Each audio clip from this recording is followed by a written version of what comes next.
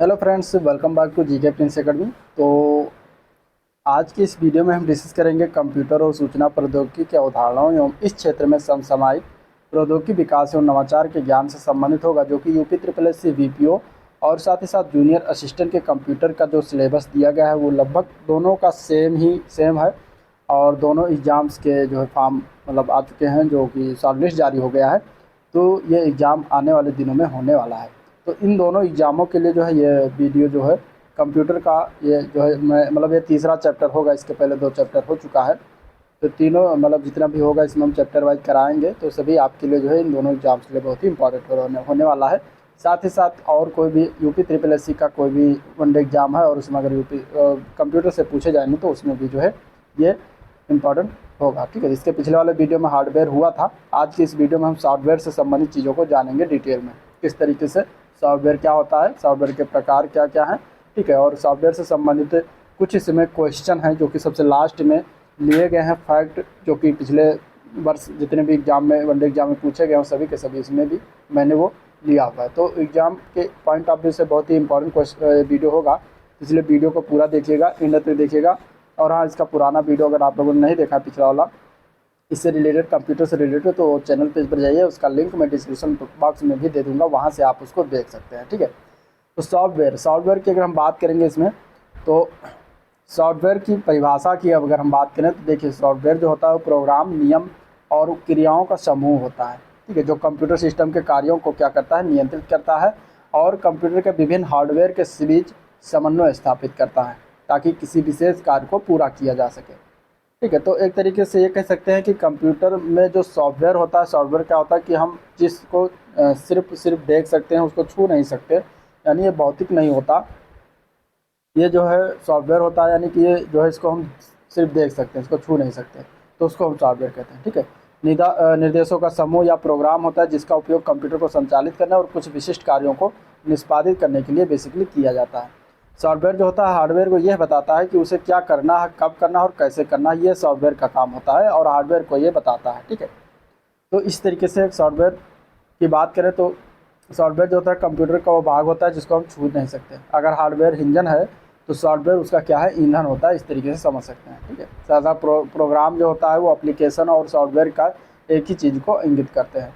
Programme क्या होता है, तो किसी निश्चित कार्य को पूरा करने के लिए तैयार किया गया जो निर्देश होता है, जो इंस्ट्रक्शन होता है, उसके समूह को हम प्रोग्राम कहते हैं।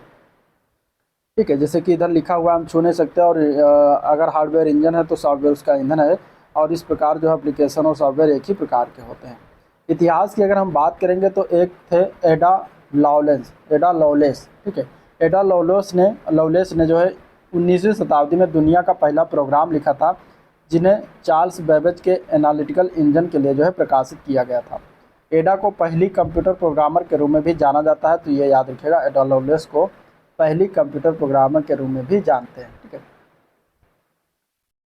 अब सॉफ्टवेयर के प्रकार की अगर हम बात करें तो सॉफ्टवेयर मुख्यतः 3 भागों में बांटा जा सकता है। 3 प्रकार है। पहला आता है उसमें सिस्टम सॉफ्टवेयर, दूसरा है एप्लीकेशन सॉफ्टवेयर और तीसरा है यूटिलिटी सॉफ्टवेयर। ये 3 प्रकार के सॉफ्टवेयर होते हैं। ठीक है, सॉफ्टवेयर को देख लीजिए, इस तरीके से कुछ बांट सकते हैं 3 प्रकार में।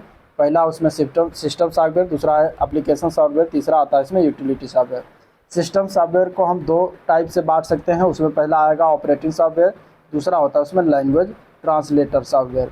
ठीक है, इसके बाद अगर हम बात करें तो ऑपरेटिंग सॉफ्टवेयर के उदाहरण कौन कौन सा है, तो उसमें विंडोज़ आएगा, यूनिक्स है, लाइनक्स है, मैक ओएस है, ये सब ऑपरेटिंग सॉफ्टवेयर के उदाहरण हैं। ठीक है, और इसके अलावा लैंग्वेज ट्रांसलेटर में कंपाइलर, असेंबलर, इंटरप्रेटर ये सभी आते हैं। ठीक है, बहुत इंपॉर्टेंट है, क्वेश्चन में इससे बनते हैं एग्जाम में क्वेश्चन। ठीक है, एप्लीकेशन सॉफ्टवेयर की बात करें तो इसमें वर्ड प्रोसेसर आ जाता है, स्प्रेडशीट, जो कि आपके एग्जाम के सिलेबस में भी ये चीज़ें दिया गया है, तो इसलिए इसको हम बाद में अलग से देखेंगे। ठीक है, स्प्रेडशीट को। डाटाबेस हो गया, अकाउंटिंग है, पेज मेकर है, कोरल ड्रा है, ये सभी एप्लीकेशन सॉफ्टवेयर के उदाहरण हैं।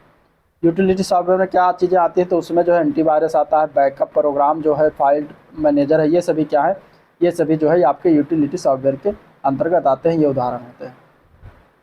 ठीक है, चलिए एक एक करके हम जानेंगे। सिस्टम सॉफ्टवेयर को पहले जानते हैं। तो इस श्रेणी के सॉफ्टवेयर का प्रयोग जो है हार्डवेयर के संचालन और अन्य कंप्यूटर के प्रोग्राम को नियंत्रित करने के लिए किया जाता है। आमतौर पर सिस्टम सॉफ्टवेयर जो है अग्रभूमि की प्रक्रिया का समर्थन करने के लिए बैकग्राउंड पर ये चलते हैं, यह कंप्यूटर और यूजर के बीच जो है मध्यस्थ का कार्य करता है, यानी बीच का कार्य करता है। ठीक है, यानी प्रोग्रामों का वो समूह जो कंप्यूटर सिस्टम के मूलभूत कार्यों को संपन्न करने तथा उन्हें कार्य लायक बनाने रखने के लिए जो तैयार किया जाता है उन्हें सिस्टम सॉफ्टवेयर कहा जाता है। ठीक है, कोई भी एप्लीकेशन सॉफ्टवेयर जो होता है वो सिस्टम सॉफ्टवेयर को ध्यान में ही रखकर बनाया जाता है या किया जाता है। सिस्टम सॉफ्टवेयर के उदाहरण अभी ऊपर मैंने बात किया, उसमें आ जाता है डॉस है, विंडोज़ है, यूनिक्स है, मैकिन्टॉश भी आता है। ठीक है, लिनक्स है, ये सभी सिस्टम सॉफ्टवेयर के उदाहरण हैं। सिस्टम सॉफ्टवेयर को मुख्यतः दो भागों में इससे भी बांटा गया है। पहला उसमें आता है ऑपरेटिंग सिस्टम सॉफ्टवेयर, दूसरा होता है लैंग्वेज ट्रांसलेटर सॉफ्टवेयर। ठीक है, अब ऑपरेटिंग सिस्टम सॉफ्टवेयर क्या होता है, तो ऑपरेटिंग सिस्टम सॉफ्टवेयर यूजर को एक डिवाइस पर अन्य एप्लीकेशन चलाने की अनुमति देते हैं। ठीक है, यानी कि ऑपरेटिंग सिस्टम प्रोग्रामों का वो समूह जो कंप्यूटर सिस्टम तथा उसके विभिन्न संसाधनों के कार्यों को नियंत्रित करता है तथा हार्डवेयर एप्लीकेशन तथा उपयोगकर्ता के बीच जो है संबंध स्थापित करता है। यह विभिन्न एप्लीकेशन प्रोग्राम के बीच समन्वय भी स्थापित करता है। ऑपरेटिंग सिस्टम के बिना हार्डवेयर किसी एप्लीकेशन को जो है प्रोग्राम क्रियान्वित नहीं कर सकता। ठीक है, तो इस तरीके से यह एप्लीकेशन और हार्डवेयर के बीच क्या होता है, इंटरफेस के रूप में कार्य करते हैं। उदाहरण की बात करेंगे तो ऑपरेटिंग सिस्टम के उदाहरण है माइक्रोसॉफ्ट यानी MS-DOS जिसको कहते हैं, एप्पल का मैक OS है, माइक्रोसॉफ्ट विंडोज़ है, इसमें Win95 है, 98 है, Win 2000 है, ME है और विंडोज़ XP ये सब आते हैं। ठीक है, विंडोज़ विस्टा भी उसी के अंतर्गत आता है, विंडोज़ 7 और विंडोज़ 10 भी आ जाता है। यूनिक्स हो गया, लिनक्स हो गया और जेनिक्स हो गया, ये तीनों याद रखिएगा, इंपॉर्टेंट है क्वेश्चन आप पॉइंट ऑफ व्यू से, क्योंकि ये पूछा जाता है कि किस प्रकार का है, तो ये ऑपरेटिंग सिस्टम सॉफ्टवेयर का उदाहरण है। ठीक है, अधिकांश ऑपरेटिंग सिस्टम के साथ जो है कुछ एप्लीकेशन सॉफ्टवेयर होते हैं जैसे कि पहले से ही बने होते हैं, जैसे कि वीडियो प्लेयर हुआ, वेब ब्राउज़र है, कैलकुलेटर, ये सब पहले से ही जो है बने होते हैं। ठीक है, तो ऑपरेटिंग सिस्टम के इस तरीके से कुछ कार्य, अन्य उदाहरण की बात करेंगे इसमें तो आ जाता है आपका गूगल का है क्रोम OS जो है, ये भी ऑपरेटिंग सिस्टम का उदाहरण है। एंड्रॉयड OS भी ऑपरेटिंग सिस्टम का उदाहरण है। ऑपरेटिंग सिस्टम के कार्यों की अगर हम बात करें तो ये कंप्यूटर चालू किए जाने पर सॉफ्टवेयर को जो है सेकेंडरी मेमोरी से लेकर प्राइमरी मेमोरी में डालना तथा कुछ मूलभूत क्रियाएं स्वतः प्रारंभ करना होता है। हार्डवेयर और उपयोगकर्ता के बीच जो है संबंध स्थापित करता है। हार्डवेयर संसाधनों का नियंत्रण और बेहतर उपयोग सुनिश्चित करता है। एप्लीकेशन सॉफ्टवेयर के क्रियान्वयन की पृष्ठभूमि के लिए तैयार करता है। अब ऑपरेटिंग सिस्टम के प्रकार इनके भी जान लीजिए, तो इसमें आता है पहला batch processing operating system. Batch processing operating system आता है, ये ऑपरेटिंग सिस्टम के कुछ प्रकार हैं। ठीक है, जैसे कि इसमें अगर हम बात करें तो इसमें बिल प्रिंट करना हुआ, पेरोल बनाना, ये सभी बैच प्रोसेसिंग ऑपरेटिंग सिस्टम के उदाहरण हैं। इसमें एक ही प्रकृति के कार्यों को एक बैच के रूप में संगठित करके समूह में जो है क्रियान्वित किया जाता है बैच प्रोसेसिंग ऑपरेटिंग सिस्टम में। ठीक है, इसके लिए जो है बैच मॉनिटर सॉफ्टवेयर का उपयोग करते हैं। इस सिस्टम का लाभ यह है कि प्रोग्राम के क्रियान्वयन के लिए जो है कंप्यूटर के सभी संसाधन उपलब्ध रहते हैं, अतः समय प्रबंधन की आवश्यकता नहीं हो पड़ती। ठीक है, तो इस तरीके से इस सिस्टम का प्रयोग ऐसे कार्यों के लिए करते हैं जिसमें मानवीय हस्तक्षेप की आवश्यकता नहीं होती, जैसे कि स्टैटिकल एनालिसिस करना, बिल प्रिंट करना, पेरोल बनाना, ये सभी जो है इसके उदाहरण हो जाएंगे operating batch processors operating system. दूसरा इसमें आ जाता है multi programming operating system. Multi programming operating system किसे कहेंगे, तो इस प्रकार के ऑपरेटिंग सिस्टम में एक साथ कई कार्यों को क्रियान्वित किया जाता है। उदाहरण के लिए अगर हम बात करें तो किसी एक प्रोग्राम के क्रियान्वयन के बाद जब उसका प्रिंट लिया जा रहा होता है तो प्रोसेसर खाली बैठने के स्थान पर दूसरे प्रोग्राम का क्रियान्वयन आरंभ कर देता है, जिसमें प्रिंटर की आवश्यकता नहीं होती। इससे क्रियान्वयन में लगने वाला कुल समय जो होता है वो कम हो जाता है तथा संसाधनों का बेहतर उपयोग भी संभव हो पाता है।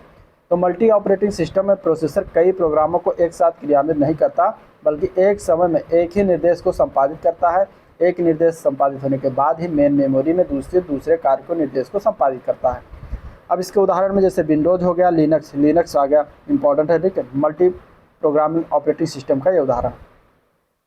फिर आ जाता है time sharing operating system. Time sharing operating system की बात करें तो इस ऑपरेटिंग सिस्टम के साथ, इस ऑपरेटिंग सिस्टम में एक साथ कई उपयोगकर्ता, जिन्हें टर्मिनल कहा जाता है, इंटरैक्टिव मोड में कार्य करते हैं, जिसमें प्रोग्राम के क्रियान्वयन के बाद प्राप्त परिणाम को जो है, प्राप्त रिजल्ट को तुरंत जो है डिस्प्ले किया जाता है और प्रत्येक यूजर को संसाधनों के साझा उपयोग के लिए जो है कुछ समय दिया जाता है, जिसे टाइम स्लाइस या क्वांटम कहा जाता है। इनपुट देने और आउटपुट प्राप्त करने के बीच के टाइम को टर्न अराउंड टाइम कहा जाता है और इस समय का उपयोग जो है कंप्यूटर द्वारा अन्य उपयोगकर्ता के प्रोग्रामों में क्रियान्वयन किया जाता है। ठीक है, इस ऑपरेटिंग सिस्टम में मेमोरी का सही प्रबंधन आवश्यक होता है, क्योंकि कई प्रोग्राम एक साथ मेन मेमोरी में उपस्थित होते हैं। इस व्यवस्था में जो है पूरे प्रोग्राम को मुख्य मेमोरी में न रखकर प्रोग्राम क्रियान्वयन के लिए आवश्यक हिस्सा ही मुख्य मेमोरी में लिया जाता है और इस प्रक्रिया को हम स्वैपिंग कहते हैं। तो ये टाइम शेयरिंग ऑपरेटिंग सिस्टम के कार्य हो गए। चौथा इसमें आता है रियल टाइम सिस्टम, जिसमें रियल टाइम ऑपरेटिंग सिस्टम में लिनक्स का नंबर आता है। ठीक है, इस ऑपरेटिंग सिस्टम में निर्धारित समय में जो है परिणाम देने का महत्व दिया जाता है। इसमें एक प्रोग्राम को परिणाम का दूसरे प्रोग्राम इनपुट डाटा के रूप में प्रयोग किया जा सकता है। ठीक है, तो इस ऑपरेटिंग सिस्टम का उपयोग की अगर हम बात करेंगे तो ये उपग्रहों का संचालन करना, ठीक है, साथ साथ हवाई जहाज़ का नियंत्रण करना, परमाणु भट्टियाँ, वैज्ञानिक अनुसंधान, रक्षा, चिकित्सा, रेलवे आरक्षण आदि में जो है किया जाता है। और लिनक्स जो होता है ये ऑपरेटिंग सिस्टम जो है रियल टाइम ऑपरेटिंग सिस्टम का उदाहरण है, तो ये याद रखिएगा। पांचवा आता है एकल ऑपरेटिंग सिस्टम। तो एकल ऑपरेटिंग सिस्टम की अगर हम बात करेंगे तो इसमें आता है एकल मल्टीटास्किंग, जिसमें माइक्रोसॉफ्ट विंडोज आता है। दूसरा इसमें कार्य होता है मल्टी प्रोसेसिंग। ठीक है, तो दो कार्य होते हैं। अब एकल की अगर हम बात करें तो इसमें पर्सनल कंप्यूटर के विकास के साथ एकल ऑपरेटिंग सिस्टम की आवश्यकता जो है महसूस की गई, जिसमें प्रोग्राम क्रियान्वयन की समय सीमा या संसाधनों के बेहतर उपयोग को वरीयता न देकर प्रोग्राम की सरलता और उपयोगकर्ता को अधिक से अधिक सुविधा प्रदान करने पर जोर दिया गया। MS DOS जो होता है माइक्रोसॉफ्ट डिस्क ऑपरेटिंग सिस्टम एकल सिस्टम का उदाहरण होता है। ठीक है, MS DOS। चलिए मल्टी यूजर ऑपरेटिंग सिस्टम की अगर हम बात करेंगे तो मल्टी यूजर ऑपरेटिंग सिस्टम की अगर हम बात करें तो इसमें जो है यूनिक्स आता है, लिनक्स है, विंडोज 7 है, ये सभी जो है इसके उदाहरण है। और मल्टी यूजर ऑपरेटिंग सिस्टम जो है ये 6वां प्रकार होगा ऑपरेटिंग सिस्टम का। और इस प्रकार के ऑपरेटिंग सिस्टम का प्रयोग नेटवर्क से जुड़े कंप्यूटर सिस्टम में किया जाता है। तो इसमें यूनिक्स, लिनक्स और विंडोज 7 इसका उदाहरण है, ये याद रखिएगा। अगर ज़्यादा डीप में जाएगा तो आपको मल्टी यूजर ऑपरेटिंग सिस्टम का उदाहरण पूछेगा। फिर 7वां आता है embedded operating system. Embedded operating system उसको कहते हैं जो किसी उपकरण के भीतर स्थित प्रोसेसर के उपयोग के लिए बना operating software embedded operating software कहलाता है। जिसमें अगर हम बात करें तो यह सॉफ्टवेयर प्रोसेसर के भीतर ही रोम में स्टोर किया जाता है। ठीक है, रीड ओनली मेमोरी में, जैसे कि माइक्रोवेव है, वॉशिंग मशीन है, DVD प्लेयर है, इलेक्ट्रॉनिक घड़ी है आदि में इसका प्रयोग हम करते हैं। तो यही इसका एग्जाम्पल हो जाएगा। अगर पूछा जाएगा कि एम्बेडेड ऑपरेटिंग सिस्टम का उदाहरण बताइए तो microwave, washing machine, DVD player, electronic घड़ी आदि हो जाएंगे। 8वां इसमें आता है ओपन अथवा क्लोज सोर्स ऑपरेटिंग सिस्टम। तो open close source operating system की अगर हम बात करें तो ये ओपन सोर्स ऑपरेटिंग सिस्टम में सॉफ्टवेयर का जो है कर्नेल या सोर्स कोड सबके लिए उपलब्ध होता है और कोई भी अपनी आवश्यकता अनुसार इसमें परिवर्तन करके उसका उपयोग कर सकता है। इस ऑपरेटिंग सिस्टम पर किसी प्रकार का कोई का अधिकार नहीं होता, ना ही यूजर का कोई शुल्क चुकाना पड़ता है। और क्लोज सोर्स ऑपरेटिंग सिस्टम होता है कि उसमें क्या होता है कि सोर्स जो होता है कोड गुप्त रखा जाता है तथा यूजर को निर्धारित शुल्क यानी इसका फीस देना पड़ता है, तभी इसका उपयोग जो है सॉफ्टवेयर का कर सकता है। लिनक्स की अगर हम बात करेंगे तो लिनक्स एक ओपन सोर्स ऑपरेटिंग सिस्टम का उदाहरण है, जबकि विंडोज़ की अगर हम बात करेंगे तो विंडोज़ क्या है, क्लोज सोर्स ऑपरेटिंग सिस्टम का उदाहरण है। मोबाइल फ़ोन में अगर हम बात करें गूगल का जो एंड्रॉयड OS है ये भी जो ओपन सोर्स का उदाहरण है, लेकिन एप्पल का जो आईफोन का OS है, मैक OS जिसको कहते हैं, क्लोज सोर्स का उदाहरण है, क्लोज सोर्स ऑपरेटिंग सिस्टम है। तो ये दोनों में आपको पता चल गया होगा। ठीक है, ये हो गया ऑपरेटिंग सिस्टम। अब इसमें दूसरा प्रकार जो है वो है लैंग्वेज ट्रांसलेटर सॉफ्टवेयर का। ठीक है, सॉफ्टवेयर का दूसरा प्रकार है लैंग्वेज ट्रांसलेटर सॉफ्टवेयर। इसमें अगर हम बात करें तो लैंग्वेज ट्रांसलेटर जो होता है प्रोग्रामिंग लैंग्वेज में लिखे कोड या इंस्ट्रक्शंस को मशीन लैंग्वेज में ट्रांसलेट करते हैं ताकि कंप्यूटर इसे समझकर प्रोसेस कर सके। ठीक है, कंप्यूटर एक इलेक्ट्रॉनिक मशीन होता है जो केवल बाइनरी अंकों 0 व 1 इसको जो है समझ सकता है। अब बाइनरी अंकों में लिखे निर्देश या सॉफ्टवेयर प्रोग्राम को मशीन लैंग्वेज कहा जाता है और कंप्यूटर जो है मशीन भाषा में लिखे प्रोग्राम को समझकर जो है रन कर सकता है। परंतु मशीन भाषा में प्रोग्राम या सॉफ्टवेयर तैयार करना कठिन काम है, इसलिए जो है। और साथ ही अगर हम बात करें तो प्रत्येक कंप्यूटर प्रोसेसर की अपनी अलग अलग मशीन भाषा होती है जो प्रोसेसर बनाने वाली कंपनी पर निर्भर करती है। तो इससे बचने के लिए सॉफ्टवेयर प्रोग्राम को हाई लेवल लैंग्वेज में तैयार किया जाता है तथा इसे जो है लैंग्वेज ट्रांसलेटर सॉफ्टवेयर द्वारा मशीन भाषा में बदला जाता है। और लैंग्वेज ट्रांसलेटर सॉफ्टवेयर को ही लैंग्वेज प्रोसेसर भी कहा जाता है। अब लैंग्वेज ट्रांसलेटर सॉफ्टवेयर की बात करें तो 3 प्रकार का होता है। ठीक है, 3 प्रकार में कौन कौन से आते हैं तो इसमें पहला आता है असेंबलर, दूसरा है कंपाइलर, तीसरा है इंटरप्रेटर। असेंबलर क्या है तो ये लो लेवल लैंग्वेज यानी कि निम्न स्तरीय भाषा को लिखे गए प्रोग्राम को मशीन भाषा में परिवर्तित करता है। कंपाइलर का काम क्या होता है तो उच्च स्तरीय भाषा यानी हाई लेवल लैंग्वेज को लिखे गए प्रोग्राम को मशीन भाषा में ये परिवर्तित करता है। और इंटरप्रेटर जो होता है ये उच्च स्तरीय भाषा में लिखे प्रोग्राम को प्रत्येक लाइन को एक एक करके मशीन भाषा में परिवर्तित करता है। ठीक है, ये जो होता है एक साथ कर देता है, लेकिन इंटरप्रेटर जो होता है ये क्या करता है एक एक करके मशीन भाषा में परिवर्तित करता है। तो इंटरप्रेटर, असेंबलर और कंपाइलर में ये डिफरेंस होता है। ठीक है, चलिए इतना ठीक है। अब देखते हैं एप्लीकेशन सॉफ्टवेयर की बात करते हैं। तो एप्लीकेशन सॉफ्टवेयर ये लैंग्वेज सॉफ्टवेयर के जो है उदाहरण मतलब क्या कहते हैं कि उसके प्रकार में से आ जाता है। देखिए, तो यह प्रोग्रामों का वो समूह है जो किसी विशेष कार्य के लिए तैयार किए जाते हैं। उपयोगिता के आधार पर इसको दो भागों में बांटा गया एप्लीकेशन सॉफ्टवेयर का, ठीक है। और विशेषकृत एप्लीकेशन सॉफ्टवेयर जो होता है रेलवे आरक्षण के लिए तैयार सॉफ्टवेयर या मौसम विश्लेषण के लिए इसका प्रयोग करते हैं। दूसरा है सामान्य एप्लीकेशन सॉफ्टवेयर, ये माइक्रोसॉफ्ट ऑफिस हो गया, वेब ब्राउज़र हो गया, मीडिया प्लेयर है, कैड और या CAM है। तो ये सभी जो है सामान्य एप्लीकेशन सॉफ्टवेयर के उदाहरण हो गए। तो इस प्रकार ये एप्लीकेशन सॉफ्टवेयर का हो गया। अब हम इसमें देखते हैं यूटिलिटी सॉफ्टवेयर। यूटिलिटी सॉफ्टवेयर की अगर हम बात करें तो शॉर्ट में ये जान लीजिए कि यूटिलिटी सॉफ्टवेयर की अगर हम बात करेंगे तो ये कंप्यूटर के कार्य को सरल बनाने, उसे अशुद्धियों से दूर रखने तथा सिस्टम के विभिन्न सुरक्षा कार्यों के लिए जो है बनाया गया सॉफ्टवेयर होता है। जैसे कि डिस्क फॉर्मेटिंग हो गया, ठीक है, डिस्क क्लीन हो गया, बैकअप प्रोग्राम हो गया, एंटीवायरस है, डिस्क फ्रेगमेंटेशन है, फाइल मैनेजर है, ये सभी जो यूटिलिटी सॉफ्टवेयर हो गया उदाहरण है। तो ये उदाहरण याद रखिएगा, यही जो एग्जाम में पॉइंट ऑफ व्यू से इंपॉर्टेंट हो जाता है। अब इसमें देखते हैं क्वेश्चन के फॉर्म में जो है देखेंगे प्रश्न उत्तर जो कि एग्जाम में पूछे गए हैं, ठीक है, इससे ज़्यादा क्लियर होगा। तो पहला पॉइंट अगर देखें तो दिया गया कि इंस्ट्रक्शन की वो श्रृंखला या अनुदेशों का वो समूह जो कंप्यूटर को बताती कि क्या करना है, कैसे करना है, उसको क्या कहते हैं, तो उसको हम कहते हैं सॉफ्टवेयर प्रोग्राम, ठीक है। आंसर क्या हो जाएगा, सॉफ्टवेयर प्रोग्राम हो जाएगा। कंप्यूटर सॉफ्टवेयर क्या है, तो कंप्यूटर हेतु जो है अनुदेशों का सेट होता है। सॉफ्टवेयर का प्राथमिक कार्य डाटा को परिवर्तित करना है। किस में परिवर्तित करता है, तो सूचना में परिवर्तित करता है। कंप्यूटर सिस्टम का वो भाग जिसे कोई नहीं छू सकता उसको हम कहते हैं सॉफ्टवेयर, ठीक है। कंप्यूटर प्रोग्रामर क्या करता है, तो कंप्यूटर प्रोग्रामर जो होता है कंप्यूटर के लिए सारा थिंकिंग करता है। तो आंसर इसका हो जाएगा ये। एक डॉक्यूमेंट जो यह बताता है कि सॉफ्टवेयर प्रोग्राम को कैसे प्रयोग करना है उसको क्या कहते हैं, तो उसको कहते हैं सॉफ्टवेयर यूजर मैनुअल, ठीक है। कंप्यूटर के संदर्भ में सॉफ्टवेयर का क्या अर्थ है, तो कंप्यूटर प्रोग्राम्स उसको कहा जाता है। कंप्यूटर सिस्टम का भाग जिसे प्रोग्राम या अनुदेश शामिल होते हैं उसे क्या कहते हैं, तो उसको हम सॉफ्टवेयर कहते हैं। तो सॉफ्टवेयर को किस तरीके से बदल के अलग अलग क्वेश्चन एग्जाम में पूछे गए हैं, तो इन सबको आपको याद होना चाहिए, ठीक है, कि एक ही चीज़ का अलग अलग परिभाषा हो सकती है। जब किसी फाइल में वह इंस्ट्रक्शन होते हैं जिन्हें कंप्यूटर कैरी आउट कर सकता है तो उसे क्या कहते हैं, तो उसको हम कहते हैं एग्जीक्यूटेबल, ठीक है, एग्जीक्यूटेबल कहा जाता है। किसी कमांड को कैरी आउट या पूरा करने का प्रोसेस क्या कहलाता है, तो एग्जीक्यूटिंग कहा जाता है उसको। मुख्यतः बिहाइंड द सीन डिटेल्स का ध्यान रखता है और हार्डवेयर को मैनेज करता है, उसको वो क्या चीज़ होती है, तो वो होता है ऑपरेटिंग सिस्टम। ये ऑपरेटिंग सिस्टम का कार्य होता है, ठीक है। कंप्यूटर प्रोग्राम का एक सेट जो कंप्यूटर हार्डवेयर को नियंत्रित करता है तथा एप्लीकेशन प्रोग्राम और प्रयोक्ता के साथ इंटरफेस के रूप में कार्य करता है, तो उसको हम क्या कहते हैं, तो वो ऑपरेटिंग सिस्टम कहते हैं, ठीक है। एक प्रकार का सॉफ्टवेयर जो कंप्यूटर के इंटरनल ऑपरेशन तथा कंप्यूटर के सभी पार्ट्स के कामों को कंट्रोल करता है उसको हम कहते हैं ऑपरेटिंग सिस्टम सॉफ्टवेयर, ठीक है। वो सॉफ्टवेयर जो उस तरीके को नियंत्रित करता है जिससे कंप्यूटर सिस्टम काम करता है और ऐसे साधन उपलब्ध करता है जिसके द्वारा प्रयोक्ता कंप्यूटर के साथ इंटरेक्ट करता है, वो क्या कहलाता है, तो ऑपरेटिंग सिस्टम कहलाता है।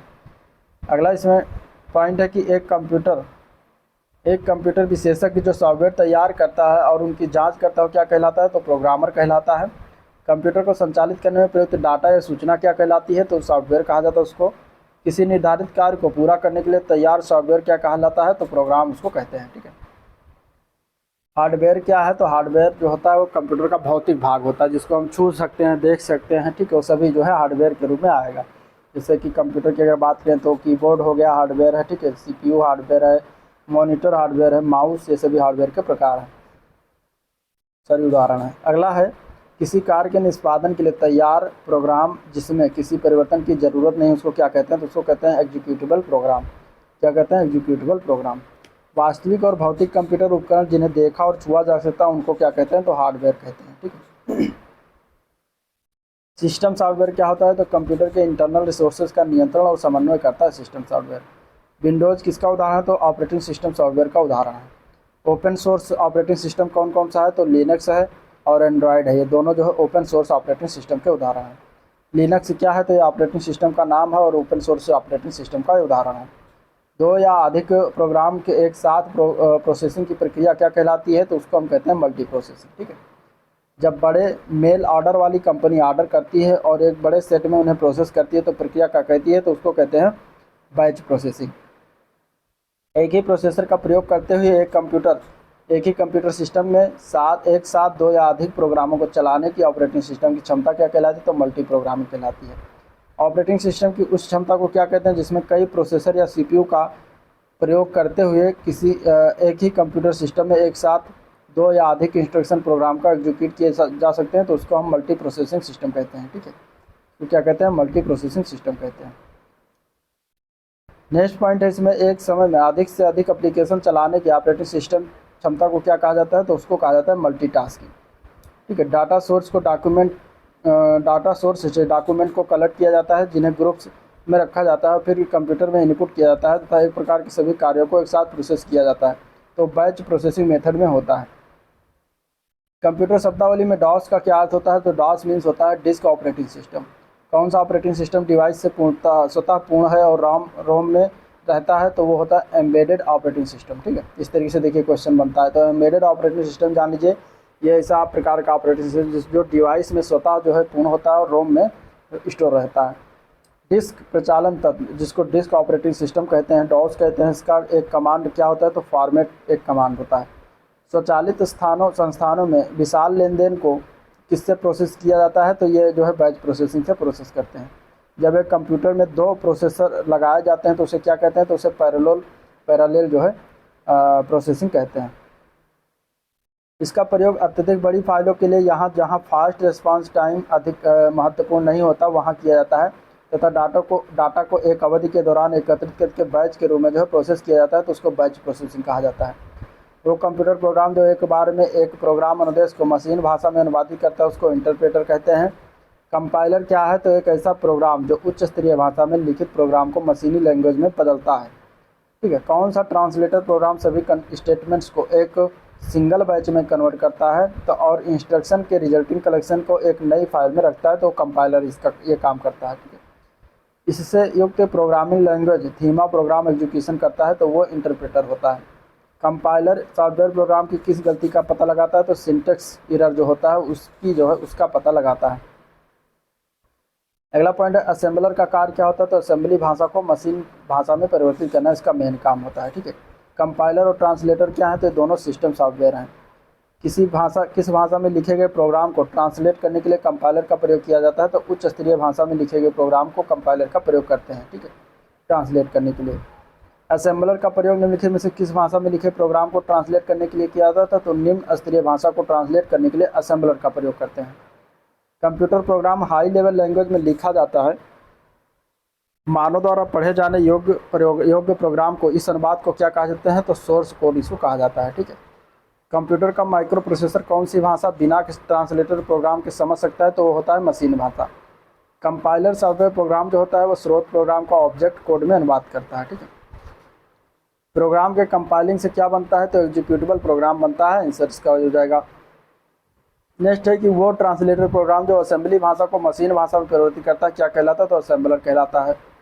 कोडांतरक एक सॉफ्टवेयर है जो किसी प्रोग्राम का रूपांतरण करता है, तो मशीन भाषा में रूपांतरण करता है। लिनक्स किसका उदाहरण है, तो open source operating system software का उदाहरण है। एंड्रॉयड क्या है, तो एंड्रॉयड जो होता है एक प्रकार का ऑपरेटिंग सिस्टम है। ठीक है, यूनिक्स क्या है, तो एक बहु उपयोगकर्ता टाइम शेयरिंग ऑपरेटिंग सिस्टम है। याद रखिएगा यूनिक्स के बारे में, multi user time sharing system होता है। विंडोज एनटी क्या है, तो एक मल्टी प्रोसेसिंग ऑपरेटिंग सिस्टम का उदाहरण है। न्यूमेरिकल और स्टैटिस्टिकल कैलकुलेशन के लिए सर्वाधिक उपयुक्त एप्लीकेशन सॉफ्टवेयर कौन सा है, तो वह है स्प्रेडशीट। ठीक है, इंपॉर्टेंट है, स्प्रेडशीट वाला जरूर याद रखिएगा। अगला इसमें पॉइंट देखते हैं, तो डॉस द्वारा प्रयुक्त वर्ड प्रोसेसर जिसका प्रयोग प्रोग्राम या अनुदेशों को लिखने के लिए होता है उसको क्या कहते हैं, तो उसको हम कहते हैं वर्ड पैड। ठीक है, CAD का क्या अर्थ है, तो CAD का फुल फॉर्म होता है कंप्यूटर एडेड डिजाइन, याद रखिएगा, इंपॉर्टेंट है। माइक्रोसॉफ्ट ऑफिस क्या है, तो ये एक एप्लीकेशन सॉफ्टवेयर का उदाहरण है। शब्द संसाधन यानी कि वर्ड प्रोसेसिंग में प्रयोग किया जाने वाला सॉफ्टवेयर कौन है, तो वो है MS वर्ड, वर्ड स्टार या पेज मेकर का प्रयोग करते हैं। MS वर्ड किसका उदाहरण है, तो एप्लीकेशन सॉफ्टवेयर का ये उदाहरण होता है। नेक्स्ट इसमें पॉइंट है सॉफ्टवेयर टूल्स जो प्रयोक्ता को विशिष्ट प्रयोजन के लिए कंप्यूटर से इंटरेक्ट करने के लिए कहते हैं, तो उसको क्या कहलाते हैं, तो वह सब कहलाते हैं एप्लीकेशन सॉफ्टवेयर। ठीक, एप्लीकेशन प्रोग्राम की फाइलों में प्रयोग होने वाला एक्सटेंशन नेम क्या है, तो उसका नाम है EXE, याद रखिएगा। ठीक है, उस सॉफ्टवेयर टूल्स को क्या कहते हैं जिसकी सहायता से कोई व्यक्ति विशिष्ट कार्यों के लिए कंप्यूटर का उपयोग करता है, तो उसको एप्लीकेशन सॉफ्टवेयर कहते हैं। वर्ड प्रोसेसिंग, स्प्रेडशीट और फोटो एडिटिंग आदि किसका उदाहरण, तो एप्लीकेशन सॉफ्टवेयर के उदाहरण है सभी। नेक्स्ट पॉइंट है इसमें, वो प्रोग्राम जो रो या कॉलम में अरेंज किए गए डाटा को मैनिपुलेट अथवा और एनालाइज करने में मदद करता है तो वो स्प्रेडशीट होता है। किस क्षेत्र में स्प्रेडशीट सॉफ्टवेयर सर्वाधिक उपयोगी होता है तो सांख्यिकीय विश्लेषण में सर्वाधिक उपयोगी होता है। एक कंप्यूटर प्रोग्राम जिससे कंप्यूटर का उपयोग करना जो है आसान हो जाता है क्या कहलाता है तो यूटिलिटी सॉफ्टवेयर कहलाता है। इस सॉफ्टवेयर से फाइल का साइज सिकुड़ जाता है तथा कम स्टोरेज स्पेस की आवश्यकता होती है तो वो होता है कंप्रेशन। ठीक है, कंप्रेशन में ये सारी चीज़ें होती हैं। नेक्स्ट क्वेश्चन, कंप्यूटर डाटा की कॉपी किसी अन्य मेमोरी में सेव करना ताकि ओरिजिनल डाटा नष्ट हो जाने पर इसे रिस्टोर किया जा सके तो वो क्या कहलाता है तो बैकअप कहलाता है। आंसर इसका बैकअप हो जाएगा। कंप्यूटर के क्षेत्र में DTP का क्या अर्थ होता है तो इसका मतलब होता है डेस्कटॉप पब्लिशिंग। ठीक है, डेस्कटॉप पब्लिशिंग इसका अर्थ हो जाएगा। एक यूटिलिटी सॉफ्टवेयर प्रोग्राम जो मेमोरी के अनावश्यक फ्रेगमेंट्स को पहचानता है और डिस्क स्पेस को पुनर्व्यवस्थित करता है ताकि ऑपरेशन इष्टतम ढंग से हो सके क्या कहलाता है तो डिस्क डिफ्रेगमेंटर कहलाता है। आंसर इसका डिस्क डिफ्रेगमेंटर हो जाएगा। फाइलों को कम मेमोरी स्पेस में स्टोर करने के लिए प्रयुक्त यूटिलिटी प्रोग्राम क्या है तो फाइल कंप्रेशन है। कई प्रकार के एप्लीकेशंस की प्रमुख विशेषताओं को कंबाइन करने वाले सिंगल एप्लीकेशन को क्या कहते हैं तो इंटीग्रेटेड सॉफ्टवेयर कहा जाता है। कंप्यूटर प्रोग्रामों की गलतियों को क्या कहते हैं तो बग्स कहते हैं। ठीक है, किसी सॉफ्टवेयर प्रोग्राम की कार्यप्रणाली की जांच करने और उसमें विद्यमान गलतियों को यानी एरर्स को ढूंढकर उसे ठीक करने की प्रक्रिया क्या कहलाती है तो उसको डीबगिंग कहा जाता है। मुफ्त में प्रयोग किया जाने वाला कॉपीराइट सॉफ्टवेयर कहलाता है तो उसको हम क्या कहते हैं तो उसको कहते हैं फ्रीवेयर। ठीक है, क्या कहते हैं फ्रीवेयर कहते हैं। संबद्ध सॉफ्टवेयर पॉकेट के बंडल जो एक साथ बेचे जाते हैं उन्हें क्या कहते हैं तो सॉफ्टवेयर स्विट्स कहा जाता है। सॉफ्टवेयर स्विट्स उनको कहा जाता है। एम्बेडेड ऑपरेटिंग सिस्टम सामान्यतः कहाँ पाया जाता है तो PDA में पाया जाता है। PDA क्या है तो पर्सनल डिजिटल असिस्टेंट, इसका फुल फॉर्म बनता है। सोर्स कोड को ऑब्जेक्ट कोड में परिवर्तित करता है कौन करता है तो कंपाइलर करता है। टेक्स्ट आधारित डॉक्यूमेंट तैयार करने वाला सॉफ्टवेयर क्या कहलाता है तो वर्ड प्रोसेसर कहलाता है। अगला पॉइंट है इसमें, वो सॉफ्टवेयर जिससे कोई फाइल मेमोरी में कम स्थान लेती है तथा उसे इंटरनेट पर तीव्र गति से ट्रांसफ़र किया जा सकता है तो वो होता है कंप्रेशन सॉफ्टवेयर। ठीक है, जब हार्ड डिस्क पर कई फाइलें सेव व डिलीट की जाती हैं तो उसमें कई स्कैटर्ड क्षेत्र बन जाते हैं जो मेमोरी की दक्षता को प्रभावित करते हैं जिसे क्या कहते हैं तो जिसे फ्रेगमेंटेशन कहा जाता है। आंसर इसका क्या जाएगा फ्रेगमेंटेशन। ठीक है, अगला पॉइंट है फर्मवेयर से क्या अर्थ है क्या तात्पर्य तो फर्मवेयर मतलब होता है कि अनुदेशों का वह समूह जो कंप्यूटर के रोम में निर्माण के समय ही स्टोर कर दिया जाता है तो वो फर्मवेयर होता है। अगला पॉइंट है, एक सॉफ्टवेयर प्रोग्राम जो उच्च स्तरीय भाषा में लिखे प्रोग्राम को स्वीकार करता है तथा ऑब्जेक्ट प्रोग्राम उत्पन्न करता है तो उसको हम कहते हैं कंपाइलर। ये काम किसका होता है कंपाइलर का होता है। जिस प्रकार सॉफ्टवेयर मुक्त वितरित होता है लेकिन कुछ समय बाद प्रयोग जारी रखने के लिए प्रयोक्ता को कुछ रकम अदा करनी पड़ती है तो उसको क्या कहते हैं तो उसको हम कहते हैं शेयरवेयर। सॉफ्टवेयर और हार्डवेयर का एक मिश्रण क्या है तो फर्मवेयर हो जाएगा। ठीक है, फर्मवेयर जो है वो सॉफ्टवेयर और हार्डवेयर का एक मिश्रण होता है। रोम में स्टोर किए गए सॉफ्टवेयर प्रोग्राम क्या कहलाते हैं तो उनको हम कहते हैं फर्मवेयर। ठीक है, ग्रुपवेयर क्या है तो एक यूटिलिटी सॉफ्टवेयर होता है। ग्रुपवेयर क्या है एक यूटिलिटी सॉफ्टवेयर का उदाहरण है। ठीक है, सॉफ्टवेयर के तीसरे प्रकार यूटिलिटी। नेक्स्ट है, उपयोग करता है कैसे निर्धारित कर सकता है कि कंप्यूटर पर कौन सा प्रोग्राम या ऑपरेटिंग सिस्टम उपलब्ध है तो बूटिंग के दौरान प्रोग्राम की सूची को देखकर ये निर्धारित कर सकता है। कंप्यूटर को स्टार्ट या रीस्टार्ट करने पर क्या होता है तो बूटिंग होता है। ठीक है, जब कंप्यूटर को ऑन किया जाता है तो ऑपरेटिंग सिस्टम रैम में यानी कि रैंडम एक्सेस मेमोरी में लोड हो रहा होता है तो प्रक्रिया क्या कहलाती है तो उसको हम बूटिंग कहते हैं। ठीक है, ऐसे सॉफ्टवेयर प्रोग्राम जो इनपुट या आउटपुट उपकरणों को शेष कंप्यूटर प्रणाली के साथ संवाद की अनुमति देते हैं उनको क्या कहते हैं तो उनको ड्राइवर्स कहा जाता है। कंप्यूटर को बूट करने के लिए किसका होना आवश्यक है तो ऑपरेटिंग सिस्टम का होना मस्ट है। रोम में जो है स्थायी रूप से सेव किया गया प्रोग्राम जो कंप्यूटर के इंस्ट्रक्शन को स्वयं एग्जीक्यूट करना शुरू कर देता है उसको क्या कहते हैं तो उसको बायोस कहते हैं। ठीक है, जब कंप्यूटर ऑन होता है तो बूटिंग प्रक्रिया स्वतः करती है कहाँ पर तो power on self test post, इसका फुल फॉर्म होता है पावर ऑन सेल्फ टेस्ट से करती है, स्वतः ये करती है काम होता है। अगला पॉइंट है इसमें, कौन सी प्रक्रिया यह जांच करती है कि कंप्यूटर के कंपोनेंट उचित ढंग से जुड़े हुए हैं और ऑपरेट कर रहे हैं तो ये बूटिंग होती है जो जांच करती है। ठीक है, बूटिंग प्रक्रिया में यह जांच किया जाता है। जब कंप्यूटर बूट करता है तो क्या होता है तो ऑपरेटिंग सिस्टम सॉफ्टवेयर को डिस्क से मेमोरी में लोड किया जाता है।